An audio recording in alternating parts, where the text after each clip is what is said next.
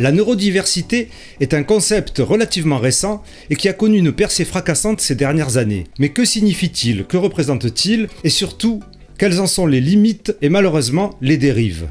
Bienvenue sur Intensément, le podcast et la chaîne qui explore l'univers HPI, haut potentiel intellectuel, surdoué, ES et compagnie. Si vous cherchez de l'info fiable et de l'ouverture d'esprit critique, c'est ici. Lilia Rechetniak a travaillé pendant plus de 10 ans dans le domaine de la neurodiversité et de l'inclusion professionnelle. Elle a déjà donné un premier entretien pour le podcast il y a quelques mois, dans lequel elle revenait sur les origines de ce concept, ainsi que les différentes visions que l'on peut trouver dans ce mouvement. Elle revient cette fois-ci dans le show potentiel pour nous expliquer pourquoi elle n'y croit plus vraiment. Bonne visionnation, bonne visionnade. Lilia Rechetniak, donc merci d'avoir accepté cette deuxième invitation à quelques semaines d'intervalle. Alors, comment faut-il te présenter maintenant? Voilà, je ne sais pas, tu me poses une colle parce que je suis effectivement entre deux projets. On va en reparler, mais je suis en train de m'éloigner un petit peu de la neurodiversité. J'ai fermé ma société, je vais ouvrir une micro-entreprise à la rentrée. Et je ne sais pas exactement la forme la forme de prestation que ça prendra, donc je t'en reparlerai à la rentrée. D'accord, c'est quand même assez étonnant. J'espère que ce n'est pas à cause du podcast d'il y a 2 semaines quand même. Alors pas du tout, d'autant plus que ce soit toi ou d'autres personnes. Vous m'avez dit que ça a fait couler beaucoup d'encre, mais moi je n'ai pas trouvé ces commentaires et ça me va très très bien. Il faut relativiser. Premièrement, je suis Marseillais, puis en plus je suis TDAH, donc chez moi tout prend des proportions exceptionnelles. Il y a eu que 2 fois où j'ai eu des réactions comme ça. La première fois, c'était dans l'épisode sur les zèbres avec Jeanne Siofachin. Ouais. Et la deuxième fois, c'était toi, donc, sur la neurodiversité. L'avantage, c'est que comme il y a beaucoup de réactions, il y a aussi des réactions positives. Ça veut dire qu'il y a aussi des réactions de gens qui louaient l'ouverture d'esprit du podcast. Personnellement, j'ai pas trop compris parce que j'ai eu l'impression, dans l'épisode du podcast, que tu mettais tous les bémols là où il fallait, les nuances là où il fallait, que tu argumentais de manière... ni toi ni moi ne sommes des chercheurs scientifiques. Je sais pas si tu as fait des études scientifiques. Non. Donc, écoute, on argumente avec les connaissances qu'on a. Moi, j'ai aimé parce que tu m'as fait comprendre des trucs sur la neurodiversité que je ne comprenais pas, que je n'avais pas compris. C'est pas parce que je m'y reconnais pas que je m'y intéresse pas, en fait. Pour moi, ça fait partie de ces mouvements, de ces notions qui existent parce que même s'ils sont mal accueillis ou pas bien compris, ça répond à des attentes. Ça répond à une problématique qui est là, qui existe en fait, ou même un désir de se retrouver ensemble, ou d'avoir une identité, ou d'être reconnu pour quelque chose. Et ça, on retrouve ça, que ce soit en politique, en social, en sport, en musique, il y a toujours comme ça des trucs qui se créent, qui sont l'initiative d'une personne ou d'un groupe, mais qui répondent à une attente. Donc moi, c'est comme ça que je l'ai vu de la manière dont tu me l'as expliqué. Voilà, en fait. Ah bah, je suis ravie parce que c'est exactement ce que j'essaie de transmettre, d'autant plus que de ce que je vois, il y a 2 mondes en fait. Il y a le monde des particuliers, il y a le monde des entreprises. Moi, je m'adresse au monde des entreprises où il y a un besoin, une attente. Il y a clairement un besoin de comprendre, et un besoin de vulgariser et de simplifier au maximum. Et ce besoin-là, on ne peut pas y répondre en rentrant dans des nuances tout de suite extrêmement précises, très scientifiques. Puis on ne peut pas non plus y répondre en détaillant chaque profil séparément et en disant attention, le HPI par exemple n'a rien à voir avec le TDAH, ce qui est vrai du point de vue scientifique, mais l'employeur, il s'en fout. Lui, ce qu'il veut, c'est comment est-ce que je fais pour bien m'entendre avec cet employé pour qu'il soit épanoui au travail, pour qu'il soit aussi productif, parce que c'est pour ça qu'on l'embauche. Et c'est à ça que j'ai toujours essayé de répondre avec mon entreprise. Toi, tu as travaillé combien de temps dans la neurodiversité? Alors, en la nommant telle qu'elle, depuis 2015. Sans la nommer et en m'adressant quand même à ce public, mais je n'avais pas, moi, spécialement en tête un nom... une étiquette, une catégorie, depuis 2013, je pense. Ce qui fait que tu as eu le temps de voir des fois des évolutions, à la fois dans le concept de la neurodiversité et chez toi. Et qu'est-ce qui fait que maintenant tu t'en détaches? D'une certaine manière, je ne pourrais jamais m'en détacher parce que je suis TSA et HPI et voilà. Je m'en détache professionnellement parlant.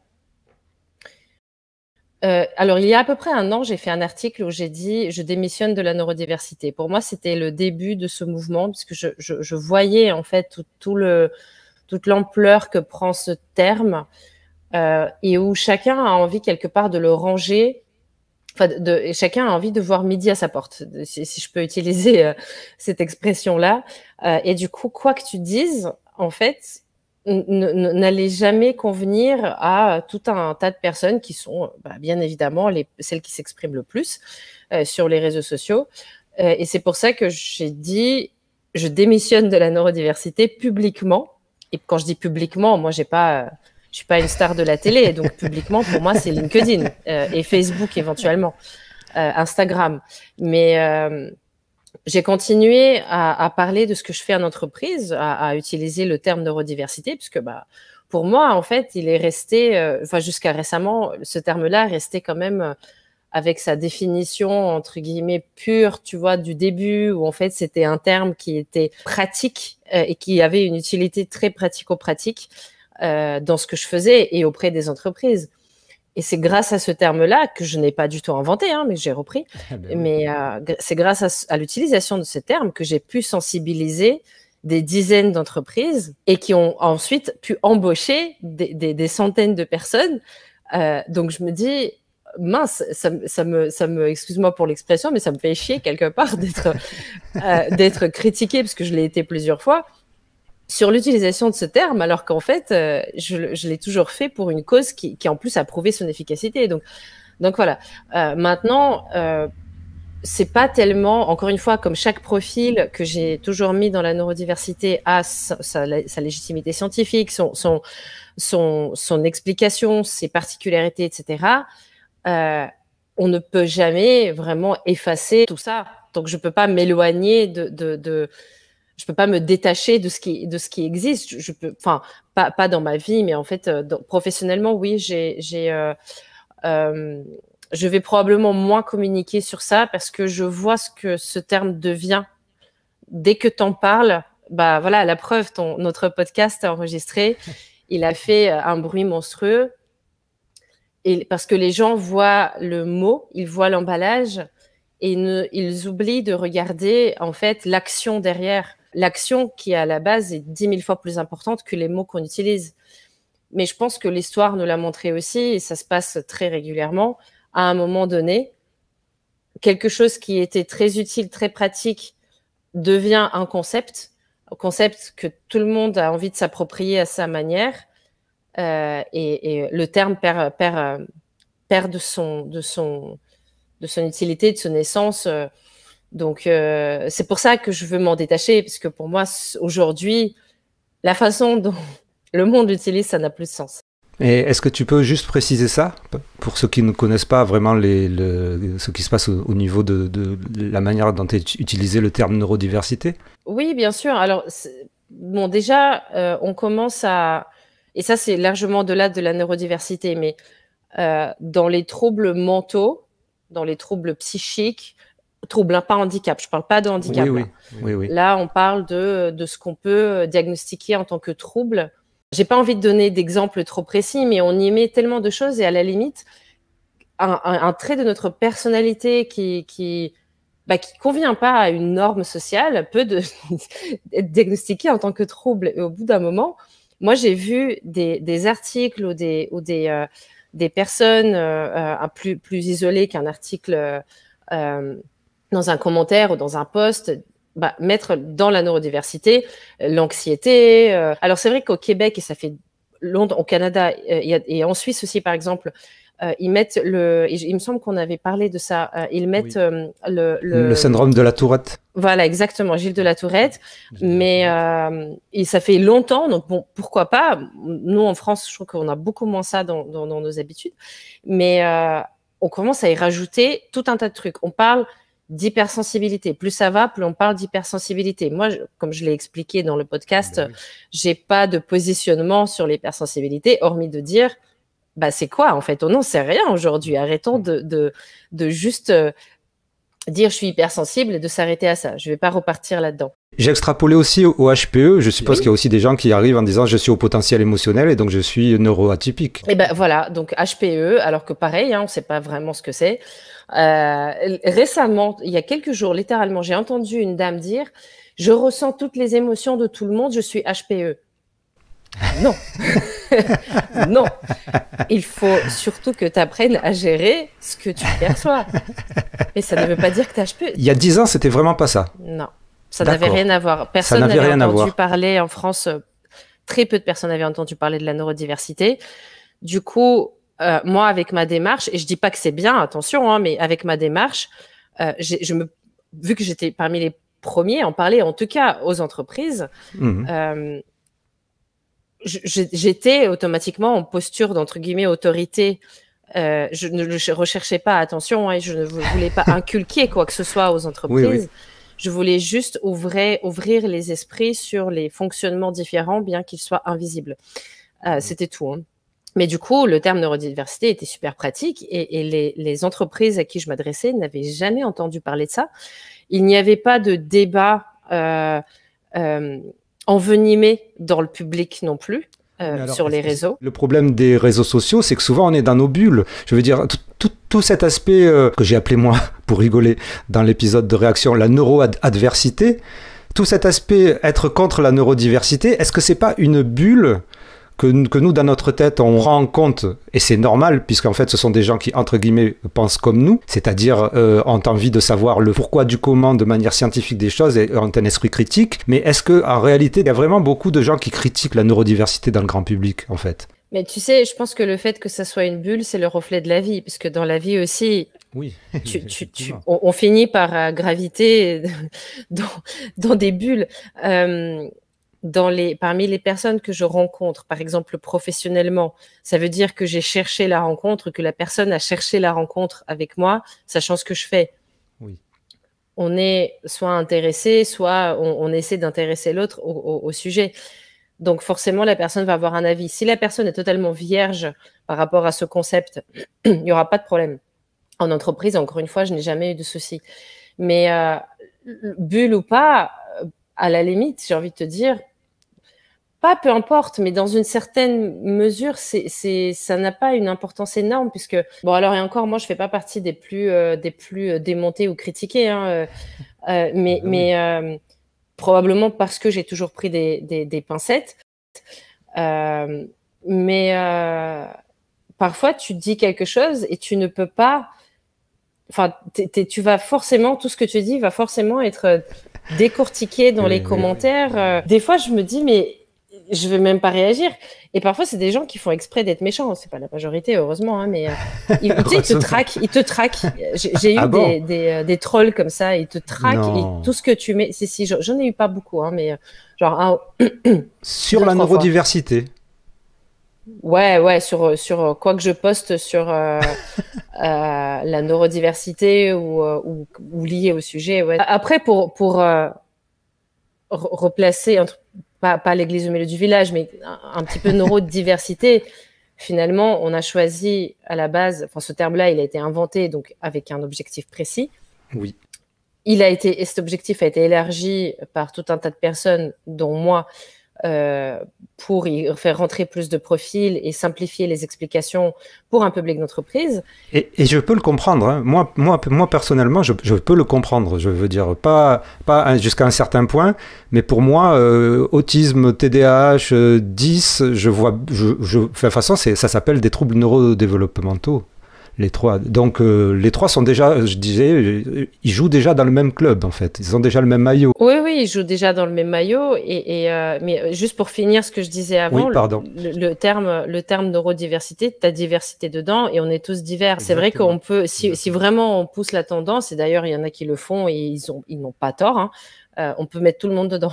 Et finalement, je n'ai rien contre ça, au fond, tu vois. Le seul truc qui m'embête, c'est que on nous prive d'un terme qui était bien pratique pour parler d'une certaine population aux entreprises. Moi, j'ai jamais eu envie d'exclure les normaux du débat, tu vois, les normaux entre guillemets, attention. Mais si on se concentre sur une énième niche, bah, les personnes qui n'arrivent pas à trouver de niche dans laquelle rentrer, au bout d'un moment, ils vont se dire, attends, on fait attention à tout un tas de populations de niches discriminées, et moi, c'est quand qu'on va faire attention à moi? Donc, il y a ça. Mais d'un autre côté, si on insiste trop pour inclure tout le monde dans le même discours, bah, en fait, les spécificités et les vraies grosses difficultés qui peuvent être posées par certains troubles vont se retrouver sur le côté de la route et ne vont plus être prises en compte. Donc, c'est tellement dur de trouver cet équilibre. Rejeter ça d'un bloc sans essayer de comprendre les enjeux qu'il y a derrière, qu'ils soient à petite échelle ou à grande échelle, c'est un peu... je trouve que c'est un peu aller vite, mais ça ne veut pas dire que je suis d'accord. Enfin, je veux dire, moi, je ne me suis jamais retrouvé dans le terme neurodiversité. Je ne m'y retrouvais pas avant, je ne m'y retrouve pas maintenant. Mais par contre, je trouve la démarche intéressante à l'origine, la démarche de certaines personnes aussi intéressante, mais c'est vrai que le côté, parce que ça se retrouve pas chez toi, le côté nous on est neuroatypique et il y a les neurotypiques, ça fait un peu chelou quoi. Est-ce que tu as l'impression que ces critiques ou ce qui se passe c'est quelque chose de français ou c'est quelque chose de mondial? En tout cas, j'ai pas spécialement retrouvé ça en Suisse. J'ai pas eu le temps de constater en Belgique, je ne sais pas, mais j'ai pas l'impression que ça soit. J'ai quand même l'impression que c'est au moins un petit peu français. À 4 mois de distance, définirais-tu la neurodiversité de la même manière? Je vais juste rajouter une phrase très simple parce que j'avais bien aimé ta question. Pour moi, vu de mon point de vue, oui. Maintenant, moi, je ne peux plus ignorer la multiplicité, la pluralité des définitions que le monde lui donne. Et c'est pour ça que ça perd un peu de son sens. Comment vois-tu l'avenir de la neurodiversité, toi, en tant que tout de même connaisseuse de la neurodiversité? Ah, c'est une très très bonne question. Moi, je ne sais pas comment je le verrai. Je pense que ça va continuer un petit peu à être un grand débat pendant quelques temps, parce que c'est dans la nature humaine et bon, c'est comme ça. Oui. En tant que personne qui ait beaucoup travaillé, enfin, de façon prédominante avec les entreprises, je vois qu'il y a un monde qui évolue en parallèle dans les entreprises et c'est très bien. Je le trouve plus calme, moins dans les revendications et plus en fait pratico-pratique parce que c'est ce dont elles ont besoin. Ce que j'aimerais par contre comme évolution, c'est qu'on arrive à s'apaiser dessus parce que c'est pas aussi important que ce qu'on croit de bien définir un concept ou de trouver the étiquette pour soi ou the ensemble d'étiquettes. C'est beaucoup moins important que ce qu'on pense et c'est pas non plus important, ou en tout cas moins que ce qu'on pense, encore une fois, que de donner tout un tas de détails, de précision et de correction dessus, surtout si on ne les demande pas. Et moi, j'en vois beaucoup sur les réseaux, tu sais, oui, mais alors, il faut quand même que je te précise que machin. Ça va, en fait, c'est pas. En vrai, là, si on arrive à discerner, ça ne va rien changer au débat. Donc, attention, ce que je viens de dire, à ne pas le sortir du contexte. On est bien d'accord que chaque profil, encore une fois, a ses spécificités et que c'est très important. Une des critiques, c'est de dire si on rentre dans la neurodiversité, enfin, si on se reconnaît dans la neurodiversité, on risque, c'est un peu le même principe que par rapport aux zèbres ou au HPE ou machin, on risque de louper le bon diagnostic et d'avoir une bonne prise en charge si on a une véritable pathologie. À la place d'avoir une prise en charge par rapport à une anxiété généralisée, par exemple, on se reconnaîtrait comme neurodivers ou HPE, et puis voilà. Mais encore une fois, c'est pour ça que je te pose la question à toi, c'est pour ça que... Toi, dans les 10 ans que tu as passé dans la neurodiversité, est-ce que tu as vraiment remarqué ça? Est-ce que ça arrive vraiment? Et quelle serait la proportion de ces gens qui se loupent complètement, qui font une errance médicale parce qu'ils se sont dit, moi en fait, je suis juste neuroatypique ou moi, je suis juste hypersensible? Alors, quelle est la proportion? Ça, je n'ai aucune idée. Bon, c'est une question, voilà, c'est une question à l'arrache, mais... Ouais, non, mais c'est une bonne question. Moi, je pense que, en fait, à partir du moment où quelqu'un va... Alors, il y a un contraste. Aujourd'hui, tu vas voir autodiagnostic, entre guillemets, avant d'aller voir un spécialiste, comme différent, quelle que soit la différence. Toi-même, tu sais pas forcément. Tu vas voir un spécialiste. Enfin, il y a quand même des pseudo-spécialistes qui se disent spécialistes et qui vont soit te mener un discours genre oui, mais on s'en fout, en fait, va pas chercher ton diagnostic parce que c'est pas ça qui va t'aider, ou alors qui vont au contraire t'orienter sur un truc. En fait, le monde des spécialistes, c'est un petit peu... Oui, parce que c'est vrai qu'en fait, il y a une différence entre ceux qui se reconnaissent dans la neurodiversité après avoir été diagnostiqués, tu as raison de le préciser, c'est parce que quand même, c'est pas que des gens qui se sont fait des autodiags dans la vie, donc il y a beaucoup sans doute de gens qui viennent faire appel à toi ou à d'autres personnes qui sont dans le concept de la neurodiversité, parce qu'ils savent qu'ils sont autistes, ils savent qu'ils sont TDAH, ils savent qu'ils sont 10, ils savent qu'ils sont 6, savent qu'ils sont ça. Et puis c'est vrai qu'il y a aussi, peut-être, je ne sais pas à quelle proportion, de gens qui s'autodiagnostiquent et qui se jettent là-dedans à corps perdu. Le plus gros problème aujourd'hui, c'est ça. Parce qu'en fait, en vrai, juste dire « je suis neuroatypique », ça ne veut rien dire du tout. Oui. C'est comme dire... la neurodiversité, à la base, ou le neuroatypique, ça veut dire juste que tu es 1 ou 2 ou 3 des profils qui rentrent dedans. Mais ça ne veut pas dire un truc en soi. Oui, c'est pas, tu vois, c'est juste un terme parapluie, comme on dit. Mais aujourd'hui, la façon dont les gens se l'approprient, parfois, c'est « ah bah, je suis neurodivers ». Et puis, c'est pas juste pour soi, pour mieux se comprendre, pour mieux arriver à se dire « ok, je suis pas folle » ou « je suis pas fou ». C'est juste que je fonctionne un peu différemment et du coup, d'en faire quelque chose de bien. Il y en a aussi qui le font. Mais je vois aussi beaucoup d'autres personnes qui... je suis neuroatypique, je vais aller le revendiquer à tout le monde, prétexter ça à tout bout de champ dès qu'on ne respecte pas, dès que je suis un peu trop touchée par une remarque ou quelque chose comme ça. Je vais le dire à mon employeur, je vais le dire à mon mari, je vais le dire à mon épouse. Enfin, c'est l'augmentation de ça que j'ai constaté depuis que j'ai commencé et qui est vraiment délétère, aussi bien pour les personnes qui sont vraiment diagnostiquées avec quelque chose et qui ont réellement besoin de soutien, d'aide, d'accompagnement, parce que ça les noie en fait dans cette masse, mais c'est délétère aussi pour les personnes qui s'autodiagnostiquent comme ça, parce que comme tu l'as très justement dit tout à l'heure, elles peuvent passer à côté d'un vrai diagnostic très important ou à côté d'un travail sur soi qui pourrait être extrêmement bénéfique pour elles, parce que ça se trouve, il n'y a aucun diagnostic à faire et c'est juste un trait de caractère à travailler, c'est tout. Aujourd'hui, je délaisse la neurodiversité au profit de la santé mentale en général, la santé mentale surtout au travail. C'est vraiment là-dessus que j'ai envie de travailler parce que cet équilibre dont je parlais tout à l'heure qui est dur à trouver entre n'exclure personne mais en même temps prêter attention aux personnes qui en ont vraiment besoin parce qu'ils ont des difficultés particulières.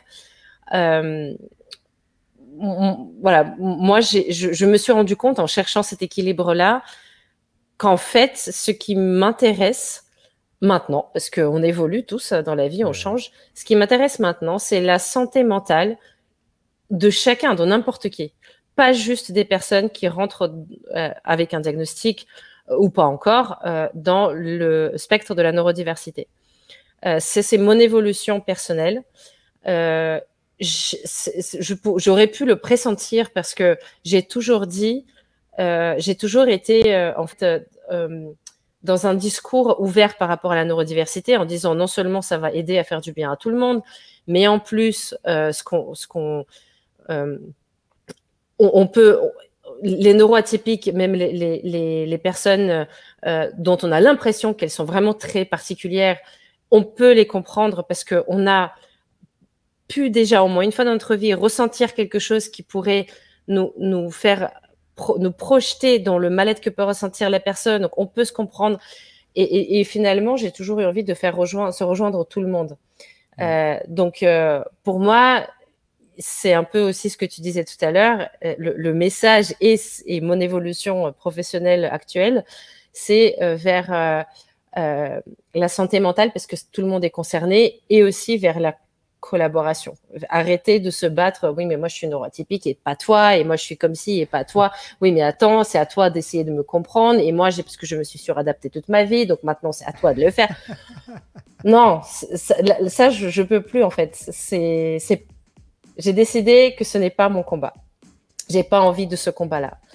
Et dans cette santé mentale, j'inclus beaucoup de choses. Il y a énormément d'aspects. Il y a la santé mentale au travail, bien évidemment, qui a des aspects différents de ce qu'on peut mettre dans la santé mentale en général. Et moi, le côté entreprise et travail, ça m'intéresse toujours. J'ai très envie de continuer à bosser avec les entreprises. Donc voilà, mon avenir et mon message dans la même réponse. Lilia, franchement, merci donc d'avoir été la première invitée de cette nouvelle formule quand même. Trop cool. Est-ce que tu veux jeter une bouteille de champagne sur ton ordinateur? Non. Non, ça va. La bouteille de champagne coûte trop cher. Ah, je croyais l'ordinateur. Peut-être que l'ordinateur coûte moins cher que la bouteille de champagne. Non.